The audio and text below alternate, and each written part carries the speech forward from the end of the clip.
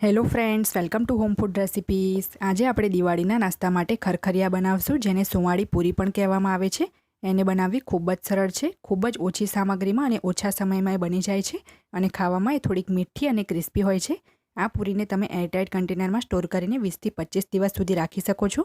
તો ચલો એને બનાવવાનું શરૂ કરીએ। તો સૌથી પહેલાં આપણે આ તડકા પેનમાં ખાંડ એડ કરી દઈશું।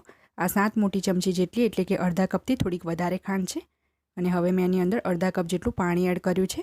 હવે ખાંડને આપણે સ્લો ફ્લેમ પર મેલ્ટ થવા દઈએ। તમે જોઈ શકો છો ખાંડ સરસ મેલ્ટ થઈ ગઈ છે। તો હવે આ સ્ટેજ ઉપર આપણે એમાં 1.5 મોટી ચમચી જેટલા સફેદ તલ નાખી દઈશું। સફેદ તલ પાણીમાં જ આ રીતે તમે નાખી દેશો તો પૂરી વણતી વખતે કે ફ્રાય કરતી વખતે બિલકુલ પણ છૂટા નહીં પડે, પૂરી સાથે ચોંટેલા જ રહેશે। તો હવે આપણે આ પાણીને હુંફાળું થાય ત્યાં સુધી ઠંડુ થવા દઈશું। હવે એક થાળામાં આપણે 2 કપ જેટલો મેંદો એડ કરી દઈશું। હવે એની અંદર મોણ માટે 3 મોટી ચમચી જેટલું પીગળેલું ઘી એડ કરીશું। ઘીને મેં પીગાળીને જ લીધું છે, જેથી આપણને સાચું મેઝરમેન્ટ ખબર પડી શકે। હવે આને સારી રીતે મિક્સ કરી લઈશું। લોટમાં સરસ મુઠ્ઠી બનવી જોઈએ એટલું આપણે ઘીનું મોણ એડ કરવાનું છે। તેલની જગ્યાએ તમે આમાં ઘી યુઝ કરો, એનાથી પૂરીનો ટેસ્ટ ખૂબ જ સરસ આવશે। તમે જોઈ શકો છો લોટમાં હવે સરસ મુઠ્ઠી બને છે, મતલબ કે ઘીનું મોણ પરફેક્ટ છે। તો હવે આપણે જે ખાંડવાળું પાણી બનાવ્યું હતું એમાં થોડું થોડું કરીને એડ કરીશું। એકસાથે જ બધું પાણી નથી નાખી દેવાનું, નહીં તો લોટ ઢીલો થઈ શકે છે। તો હું ઉપરથી જ આ રીતે નાખું છું, જેથી તલ પણ સરસ રીતે લોટમાં મિક્સ થઈ જાય। હવે આપણે બધું જ સારી રીતે મિક્સ કરીને મીડિયમ લોટ બાંધી દઈશું। લોટ એકદમ વધારે કઠણ કે એકદમ વધારે સોફ્ટ નહીં બાંધીએ, મીડિયમ લોટ બાંધવાનો છે। થોડુંક પાણી હજી બીજું એડ કરીને હું આનો મીડિયમ લોટ બાંધી લઈશ।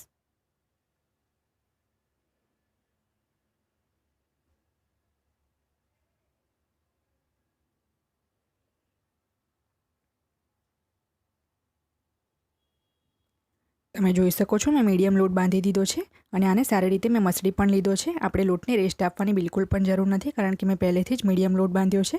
જો તમે એકદમ કઠણ લોટ બાંધે તો 10થી 15 મિનિટનો એને રેસ્ટ આપવો જરૂરી છે। તો થોડુંક ઘી મેં નાખીને સારી રીતે એને મસળી પણ લીધો છે। હવે આપણે આમાંથી એકદમ નાની નાની સાઇઝના લુવા રેડી કરીશું। લુવા એકદમ નાના જ રાખવાના છે, કારણ કે આપણે પૂરી એકદમ પતલી વણવાની છે। અને લુવા રેડી કર્યા પછી એની ઉપર કોટનનું કપડું ભીનું કરીને આપણે નીચોવીને ઢાંકી દઈશું, જેથી લુવા સુકાય નહીં।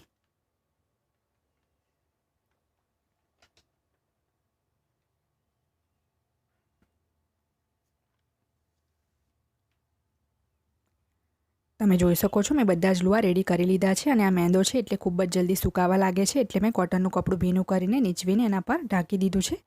હવે આપણે એકદમ પતલી કાગળ જેવી પૂરી વણી લઈશું। અહીંયા મેં ઢીંચ લીધી છે એને વણવા માટે। એની ઉપર તમે મઠિયા, ખરખરિયા, ચોરાફળી બધું જ એકદમ સરળતાથી વણી શકો છો। આ તમને માર્કેટમાં ઇઝીલી મળી જશે। આના ઉપર તમે ગમે તેટલી પતલી પૂરી વણશો તો પણ એ સહેજ પણ નહીં ચોંટે। અને તલ પણ આપણે પાણીમાં જ એડ કરી દેવાના છે, જેથી ગમે તેટલી પતલી પૂરી વણીએ તો પણ એ તલ નીકળશે નહીં। તેલમાં ફ્રાય કરતી વખતે પણ તલ નહીં નીકળે। તમે જોઈ શકો છો કેટલી પતલી ટ્રાન્સપરન્ટ પૂરી મેં વણી છે, કે જે બધી ડિઝાઇન છે એ પણ દેખાય છે।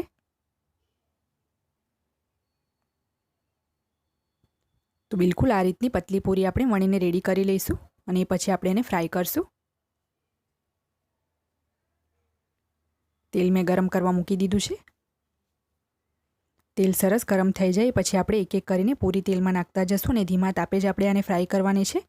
આપણે આને લાલ બિલકુલ નથી કરવાની। અને પૂરી એડ કરતી વખતે ગેસની ફ્લેમ સ્લો જ રાખવાની છે, જેથી પૂરી ફૂલી ના જાય, કારણ કે આ પૂરી સહેજ બબલ્સવાળી જ હોય છે, ફૂલેલી નથી હોતી। તો આ રીતે થોડા થોડા બબલ્સ જ આવવા જોઈએ।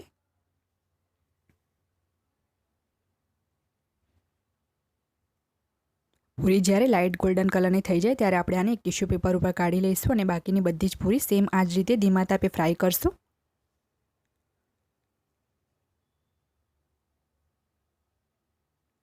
બીજો બેચ પણ સેમ એ જ રીતે મેં ફ્રાય કરી લીધો છે, આને પણ આપણે કાઢી લઈશું।